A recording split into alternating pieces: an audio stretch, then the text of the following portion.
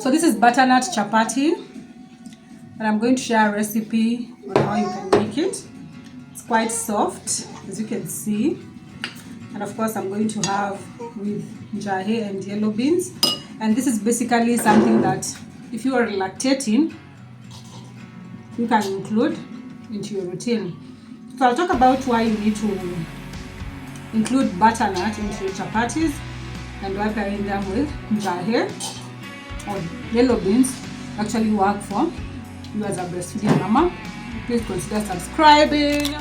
Content is not for the faint-hearted. Share your comments, your concerns about breastfeeding in the comment section, and I will be addressing them as well. So enjoy the vlog. As nutritionists, we actually recommend consumption of seeds like the pumpkin seeds, and this is one of the reasons that I don't throw away mine. I don't even peel the butternut or even the pumpkin if I'm using that. I just go ahead and clean it up, boil it up, and then I will blend and use that for my chapati. As suggested from the color, I don't know if it's orange, bright orange, or creamy yellow, butternut is a great source of beta carotene, which the body converts to vitamin A that is great for vision, immune function, and maintaining healthy skin and tissues. This is one of the reasons that I actually add it to my chapati. Of course, apart from the fact that it comes with fiber, especially when you don't peel the butternut, it supports digestive health and helps you feel fuller for longer. And this actually helps with reducing the crazy cravings that come with breastfeeding. If you're breastfeeding, I know you relate to the hunger that comes with breastfeeding, and when you increase your fiber intake, you reduce the intake, avoiding the extra calories, and this will actually help you with weight management. Also, butternut has great potassium quantities, a mineral that is involved in muscle and nerve function, and also vitamin C, although some of it is actually lost during cooking, but not much. So of course it will definitely contribute to your overall intake. And of course, you also have natural antioxidants for us mothers. So when you're breastfeeding, you need to prioritize not just consuming calories, but make sure that you have adequate intake of good nutrition.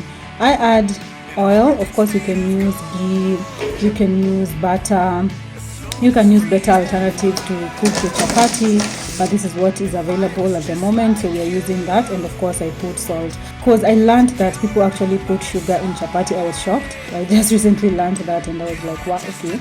So if you want your chapati to taste sugary or sweet, butternut is also a better alternative to the sugar because it has natural sugars. So let me know in the comment section if in your next session of cooking chapati you're going to add butternut for your chapos, because it actually makes it very, very tasty. And also, please let's remember that the secret to producing milk, breast milk, is not chapati, because I saw a post on Facebook and mothers were swearing to the fact that when they take tea with chapati, they produce milk. So imagine when you add butternut to your chapati, you're adding additional nutrients. But also, let's be vigilant with making sure that you are taking variety of meals. Remember, you are healing, you are also trying to recover from childbirth, you're also trying to breastfeed this baby, so your body needs the diversity that comes from our food as much as you can. So today when you have chapati and beans, tomorrow have rice and maybe meat, the next day have ugali and maybe fish and omena and such and such. My favorite combo when it comes to chapati is definitely either ndengu, kamande, or njahi. Basically, ndengu is green grams, kamande is lentils, and njahi is black beans. These are powerful foods. As we all know, our mothers from time memorial walikuwa wanakula njahi. They were having njahi with foods after breastfeeding, and this is because it is packed with nutrients. It comes with a good amount of iron, folate, fiber, and other important nutrients that are great for a recovering mother, also to ensure that the quality and the quantity of your breast milk is assured. And it's also a great way to ensure that you get all the essential amino acids, because as you are aware, if you're not aware, wheat is relatively lower in the amino acid lysine, while legumes are rich in lysine. So when you combine the two, they provide a better balance of essential amino acid than either food alone. This makes the meal more satisfying and nutritionally complete. So for the mothers who are swearing by chapati and milk or chapati and tea, please next time let's have chapati and ndengu, or chapati and kamande, chapati and beans, or chapati and njahi, to make sure that you are taking up complete nutrition. So I usually don't take so long when I'm cooking chapati. After I'm finished with the process, this is basically what we call kupaka mafuta. I just go ahead now and start working on the chapatis. After I've rolled, I've applied some cooking oil, my pan is hot, and then I'll just go ahead and just cook. Very simple. Make sure that you watch until the end to see how the outcome comes, but I promise you, if you have followed through how I have been cooking, I'll definitely share the recipe in the comment section, the first comment section. It will have the recipe for the chapati, but it's very easy.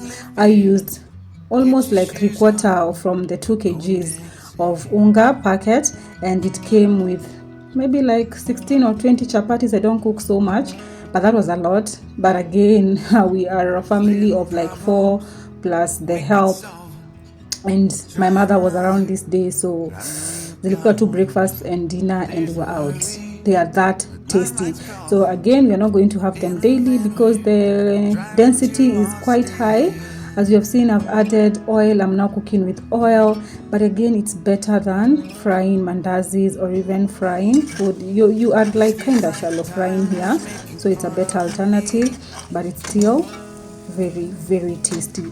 And we all know breastfeeding has its peaks and the little things that we can enjoy, the little joys that we can enjoy, we are allowed to enjoy them. Remember to stay healthy. Remember to stay here. Stay subscribed. Let me know in the comment section your thoughts. And if you are going to try this recipe, please make sure that you tell me. And also, we see how it goes. Remember that I have a coaching program where I teach you on how to pair the simple Kenyan foods to make sure that you improve your nutrition, to promote breastfeeding, to promote pregnancy and other metabolic health. This is how we had it, and we actually enjoyed it. Remember to subscribe, and I'll see you on the next one.